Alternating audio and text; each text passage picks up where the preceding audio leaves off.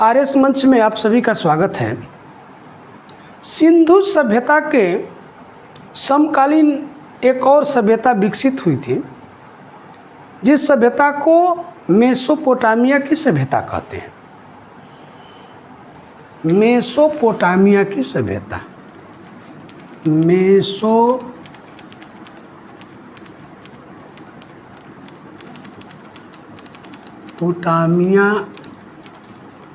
की सभ्यता। ये सभ्यता 5000 ईसा पूर्व से 2000 ईसा पूर्व तक मानी जाती है। तो ये जितनी भी सभ्यताएं हैं, नदियों के किनारे विकसित हुई हैं। मेसोपोटामिया की जो सभ्यता विकसित हुई थी, वो दजला और फरात जो नदी थी, दो नदियां थी, उनके किनारे ये सभ्यता विकसित हुई थी। और इस सभ्यता की जो सबसे बड़ी विशेषता बताई गई है, वो है जीगुरस।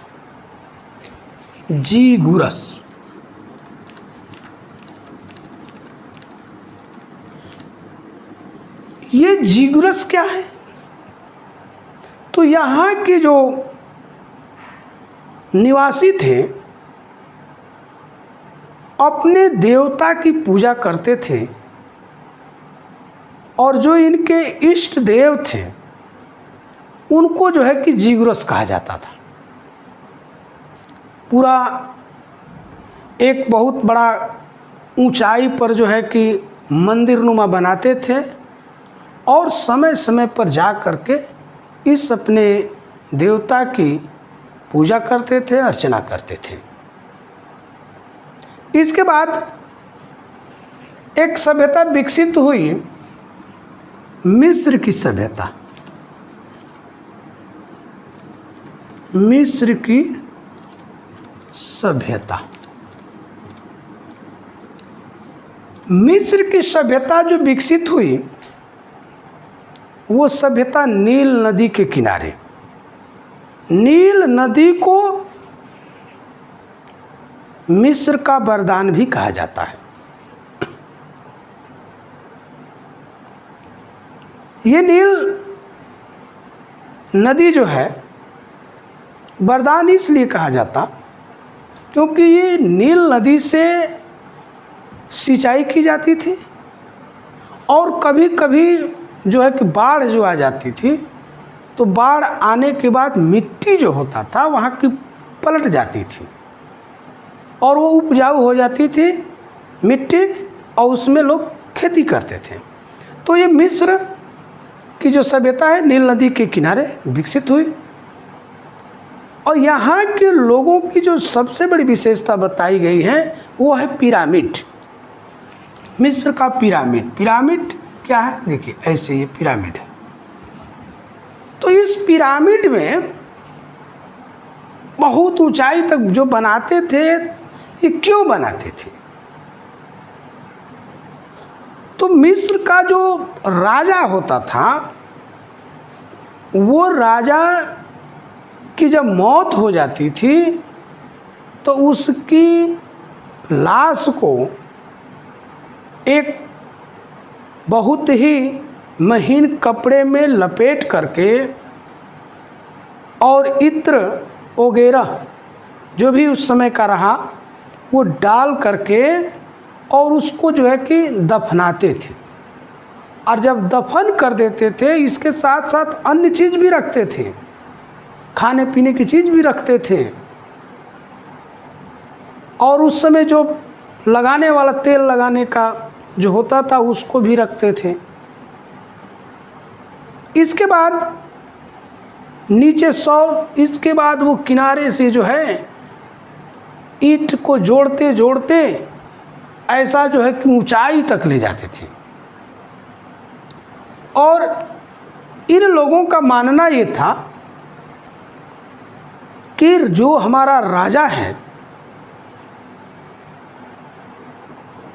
जब सूरज की किरण सुबह में निकलेगी तो सबसे पहली जो किरण होगी उस पिरामिड पर पड़ेगी, ऐसा उन लोगों का मानना था। तो मिस्र के लोग जो है कि पिरामिड का निर्माण करते थे।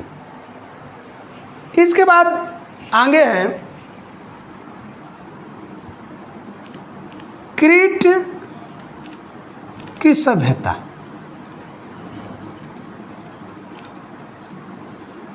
क्रीट की सभ्यता जो प्रसिद्ध है वो बर्तन के लिए है। यहाँ के जो निवासी हुआ करते थे वो बहुत ही बढ़िया तरीके का बर्तन बनाते थे और उस पर डिजाइन बनाते थे और लिखते थे।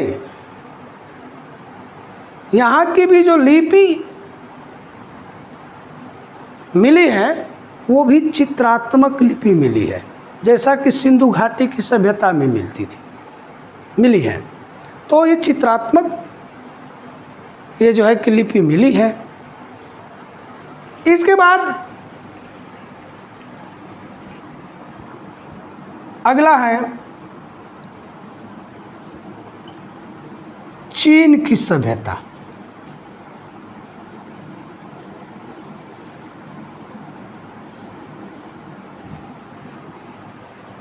चीन की सभ्यता वांगहो नदी। अच्छा, एक चीज़ और बता दें, ये जो क्रीट की सभ्यता है, क्रीट की सभ्यता जो है भूमध्य सागर के निकट जो है कि ये विकसित हुई थी। इस चीज़ की जानकारी कर ले आप।